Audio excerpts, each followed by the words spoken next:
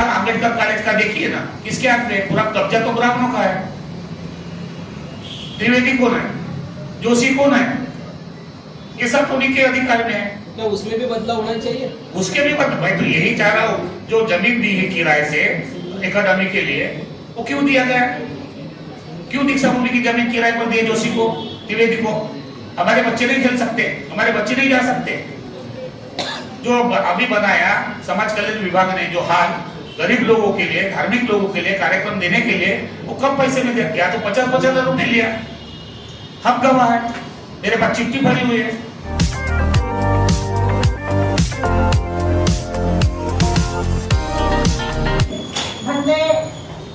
ससाई यांना दीक्षाभूमी स्मारक समितीच्या अध्यक्षपदावरून तत्काल हकालपट्टी करा ह्या विषयावर तुम्हाला संबोधित करणार आहे आणि आमची ही मागणी आहे, तुम्ही मदन हर्षवर्धनचं ऐकून घ्यावं ही नम्र विनंती। और आज के जो पत्रकार परिषद का जो उद्देश्य है, हमारी 365 दिवस पुष्पारायण संकल्प अभियान समिति की प्रेसिडेंट रेशा भोयर और सचिव ज्योति मेले और सभी सदस्य का मैं आप सभी को याद दिला दूं कि श्रीलंका से आए हुए अनागारी धम्मपाल जी वो बुद्ध गया में दर्शन के लिए आए थे। तब उन्होंने वो बुद्ध गया की स्थिति देखी और उनको बहुत दुख महसूस हुआ, दर्द महसूस हुआ, और उन्होंने जो बुद्धों की विरासत है उसकी स्थिति को देखते हुए उन्होंने संकल्प लिया कि मैं बौद्ध विहार का जो महाबोधि महाविहार है, बुद्धों को सौंपने के लिए मेरा जीवन समर्पित करूंगा, चाहे मुझे मृत्यु भी आए तो चलेगा, लेकिन मैं संघर्ष करूंगा। उन्होंने वो संघर्ष किया। उसके बाद में महाराष्ट्र से ही जो गिट्टी खदान पर रहते थे, बनते विसंग रक्षित और संघ बुद्धि करके रहते ही थे, उन्होंने 88 में पहली बार महाबोधि महाविहार का संघर्ष प्रारंभ किया। कि जो महाबोधि महाविहार आज भी ब्राह्मणवादी हिंदू के कब्जे में है। उसके बाद में 92 में, इसके पहले 88 में ही भंते ससाई जी का आगमन भारत में हुआ, ये जापान से आए हैं। और उसके बाद में 92 को भारत के बौद्ध और भिक्षु संघ असंगठित होने के नाते ये जवाबदारी भंते ससाई जी पर दी गई। वो उनके अध्यक्ष रहे और उनके नेतृत्व में महाबोधि महाविहार की लड़ाई चलती रही, बिहार सरकार के विरुद्ध में, केंद्र सरकार के विरुद्ध में। मैं उसका साक्षी हूं, मैं नेशनल चीफ सेक्रेटरी था भंते आनंद जी के बाद। कई बार सरकार के विरुद्ध धरने प्रदर्शन हुए, 5-5 लाख तक आए, लेकिन इस आंदोलन को तोड़ने के लिए पूरी साजिश की गई है। और भंते ससाई जी को 99 में वाजपेयी के सरकार में अल्पसंख्यक आयोग का सदस्य बनाकर वो आंदोलन तोड़ने का प्रयास किया गया है। और भंते ससाई जी आंदोलन के जो भी जितने भी लोग थे उनको विश्वास में नहीं लिया। जहाँ तक भंते आनंद जी थे, भंते ज्ञानेश्वर जी थे, भंते प्रज्ञाशील जी थे। आपको बता दूं, ये आंदोलन की वजह से पहली बार बौद्ध गया मैनेजमेंट कमेटी में 1949 एक्ट 1900 का जो एक्ट है, उनके अनुसार 4 हिंदू 4 बौद्ध हो जाए। जिला गया का जो कलेक्टर है वो हिंदू रहना चाहिए और वो भी पदाध्यक्ष रहना चाहिए, ऐसा प्रावधान पारित है। पहली बार केंद्र सरकार ने 4 बौद्धों को उसमें शामिल किया। और शामिल करने के बाद हमारी डिमांड थी क्या कि ये बौद्धों को बहुमत से देना चाहिए, लेकिन भंते ससाई जी को आमिर दिखाकर वाजपेयी सरकार के काल में उनको अल्पसंख्यक का सदस्य बनाया गया और आंदोलन को कमजोर किया गया। इतना ही नहीं, भंते सोसाइटी अल्पसंख्यक आयोग बनने के बाद मनसर रामटेक जो नागा अर्जुन के नाम से जानी जाती है, डॉक्टर बाबा साहब आम्बेडकर ने 1935 में 1900 दीक्षा भूमि पर भाषण में कहा था कि ये जो संसार है रामटेक है, कि आर्य नागा अर्जुन एक विद्वान भिक्षु था, वो वास्तव में करता था। उस टेकड़ी में, उस परिसर में भी भंते सोसाइटी ने 2 ब्राह्मणवादी व्यक्ति को संस्था में लेकर उसका उत्खनन करके जो रिपोर्ट भेजा, वो रिपोर्ट में साफ कहा है कि ये पूरा हिंदू का ही परिसर है। तीसरी बात, जिनके माध्यम से संघरत्न मान के जापान गया बचपन से, और वो जापान में गया, जापान में आने के बाद उन्होंने सिद्धपुरी में अच्छा स्तंभ बनाए, डेवलपमेंट किया, और साथ ही साथ डोंगरगढ़ में एक बहुत बड़ी विशाल मूर्ति स्थापित की और बौद्ध का पवित्र स्थल निर्माण किया।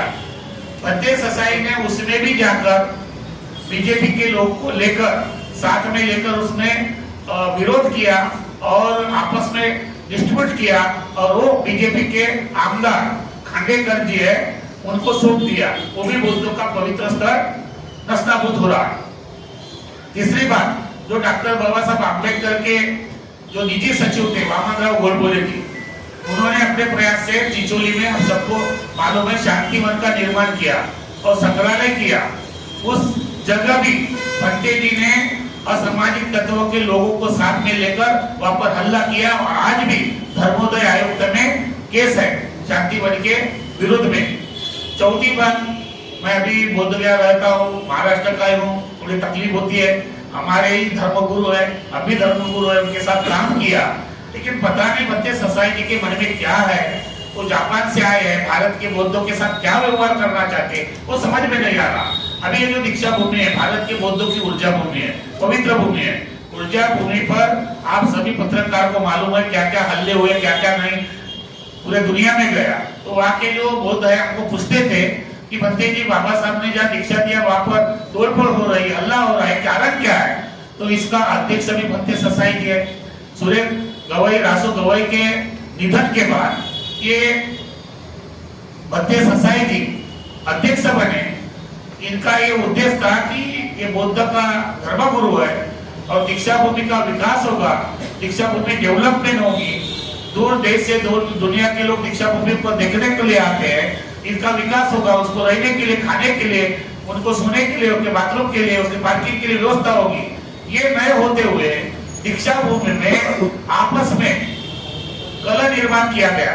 इनके अवसर पर जो कार्यक्रम होते हैं तो वहां पर कोई भी देश के किसी भी भारतीय भिक्षु को सम्मानित न करते हुए केवल अपनी मन मर्जी चलाते हैं और अपने तरह से सामाजिक धार्मिक कार्य में अटकला देते हैं। इसीलिए मेरी ये पत्रकार परिषद इसलिए है कि भंते जी है, आपको न्याय देने की आवश्यकता है, आपके अंदर करुणा होनी चाहिए, मैत्री होनी चाहिए। जो लोगों ने दीक्षा भूमि पर आक्रोश किया उसकी बात को समझना चाहिए, उनके मन को, उनके प्रश्न को उत्तर देकर उनको समझाना चाहिए और शांति का माहौल खड़ा करना चाहिए। आप तो बाहर से आए हुए हैं, आपको नागरिकत्व मिला कि साधारण नागरिकत्व मिला और भारत के बौद्धों के साथ ऐसा सौतेला व्यवहार करेंगे तो हम ये बर्दाश्त नहीं करेंगे।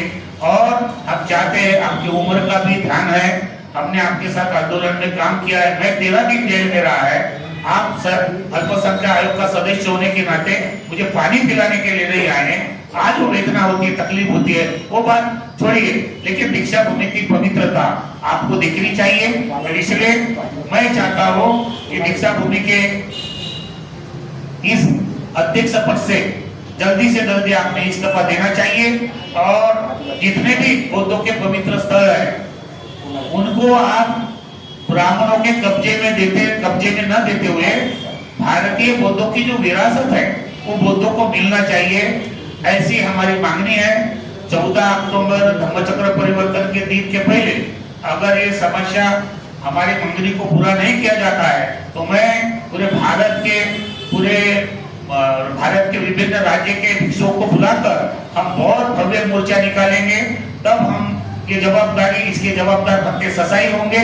इसलिए उन्होंने इस बात को ध्यान में देते हुए समाज के कुछ अच्छे संगठन, जितने भी बौद्ध संगठन, उनको प्रेसिडेंट, सचिव, जो विद्वान लोग हैं, उसको बुलाकर एक कमेटी बिठाकर चर्चा करनी चाहिए। और दीक्षा भूमि में आने वाले धम्मचक्र परिवर्तन के दिन पर किस तरह से बाबा साहब ने धर्मांतर किया, उसका मैसेज दुनिया के लोगों के पास, बौद्धों के लोगों के पास जाना चाहिए, ये हमारी डिमांड है।